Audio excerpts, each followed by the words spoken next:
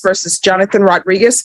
All right, are you Mr. Rodriguez? No. Are there going to be any witnesses or just argument? This argument. All right, Mr. Rodriguez, you entered a plea to indecency with a child. According to the plea bargaining agreement, punishment is to be assessed at a cap of 15, and there's to be no contact with the complainant and Chapter 62 registration. The state is opposed to your application, state? Yes, Your Honor. So, and I'm to proceed with argument, correct? Yes. I don't want to assume anything. So based on the offense date, if you look at the child's date of birth compared to the defendant's date of birth, the child was 6 years old at the time of the offense, and the defendant was 28 years old at the time of the offense. This case is even more aggravated in the fact that this child, when she went and had her SANE exam, the fact that she had a SANE exam is terrible in itself. But as a result of that, she tested positive for chlamydia in both her anus and in her vagina.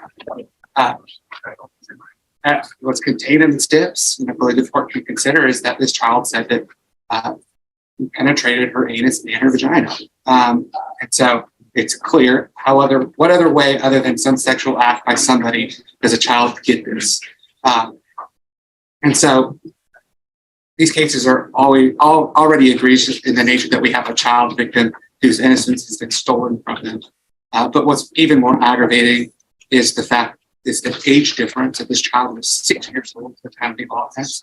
And what's even more aggravating is the fact that this defendant, presumably, all the evidence suggests that he is the one who caused her to have an STI at the age of 6, maybe 7 at the time of her outcry.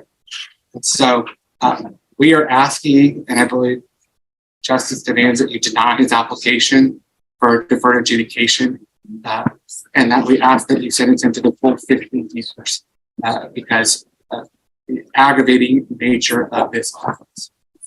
All right, defense. Your Honor, obviously these are aggravated facts, but these cases almost always involve aggravated facts. And I think, Judge, what is going to determine how this case goes is whether or not the court believes that my client is worthy of redemption. And I would say that he is. I am asking that you put him on deferred adjudication. Notwithstanding the horrible mistake that he made, he has no criminal history. He's never been convicted of a felony. He's never done time in prison. He's never done time in county jail. This is his first offense, and it is a horrendous offense. But the fact remains he has no criminal history whatsoever. Further, Your Honor, if there is deferred adjudication, as the court knows, the court would not be limited to the sentencing range that it's limited today in the event that Mr. Rodriguez were to violate his deferred adjudication. Mr. Rodriguez at that point would be facing the maximum, which I think gives him incentive to behave himself while on deferred adjudication. Also on deferred adjudication, the court can order the treatment that he needs in order to rehabilitate himself. And the court could also order conditions to protect the complainant from the defendant. I'm asking, Your Honor, that you put him on deferred adjudication. This is a horrendous thing. There's not really anything I could say about that. But the fact is, I think he's worthy of saving. He has no criminal history. And I do think that he could right the ship, so to speak, Your Honor. All right, anything you wish to say? Can you raise your right hand for me? Yes, ma'am. Do you solemnly swear or affirm the testimony you give will be the truth and nothing but the truth, so help you God? You can lower your hand. So before you decide to testify, if you decide to testify, the state, of course, is allowed to cross-examine you. Do you still wish to testify?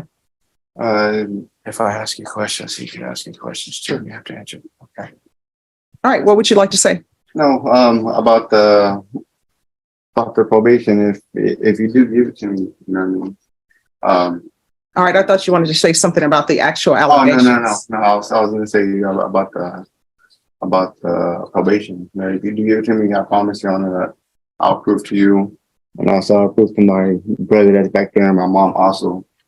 And Why are you kissing a 6-year-old with your tongue? That's what I'd like to know. why am I kissing a A 6-year-old with your tongue. I read all of the PSI reports. I don't remember doing that, Your Honor. Why are you penetrating a 6-year-old with your penis? I mean, you pled guilty to it. yes, ma'am. So I'm trying to figure out what were your thought process when you were penetrating a 6-year-old with your penis in the vagina and anus?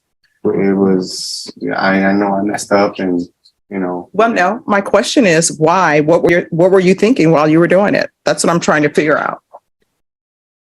I just called it in, Your Honor. Okay. I'm sorry. I mean, I'm just asking questions. All right. All right, defense? Any questions? No, Your Honor. As the court sees, there's, what can he say for this? It's horrendous. I just asked the court to show mercy. All right, any questions? I think you said enough, Judge. All right, this is what the court is going to do. The court is going to find you guilty, sentence you to 15 years in the prison, give you credit for any time served. There's Chapter 62 registration and no contact with the complainant.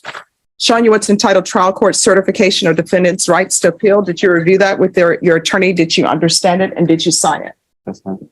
Because it's the plea bargaining agreement, because I followed your plea bargaining agreement, and because you waive your right to appeal, you do not have the court's permission to appeal. Do you understand?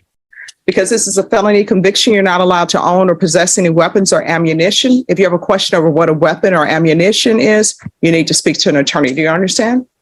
All right, we can go off the record. I understand that sometimes people regret what they've done, but we can't turn back the hands of time. So you need to internalize what you've done, and hopefully this won't happen again with you. You understand? All right, is there any impact or no? No, Judge. All right, thank you.